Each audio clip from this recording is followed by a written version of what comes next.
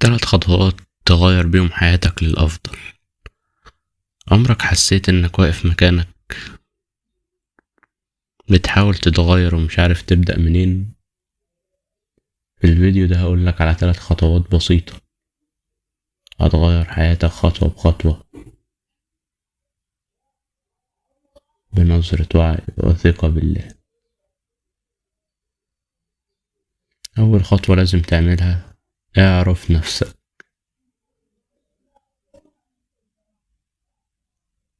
بص جواك وشوف ايه هي نقاط قوتك وايه اللي نفسك تعمله. سيدنا عمر رضي الله عنه قال: رحم الله امرئا أهدى إلي عيوبي. لما تعرف نفسك هتعرف تبدأ منين. تاني حاجة لازم تعملها نظف قلبك من المقارنات. ما تقارنش نفسك بحد، ربنا خلقك مختلف، ليك بصمتك وليك طريقتك. النبي صلى الله عليه وسلم قال: ازهد في الدنيا يحبك الله، وازهد فيما عند الناس يحبك الناس.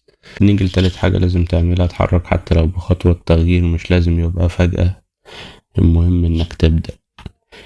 كل يوم اعمل حاجة صغيرة. النبي صلى الله عليه وسلم قال: أحب الأعمال إلى الله أدومها وإن قل. يعني حتى لو حاجة بسيطة استمر، ابدأ النهاردة. مش لازم تبقى عارف كل الطريق، لكن أهم حاجة إنك تبدأ. في النهاية ما تنساش تفكر بوعي.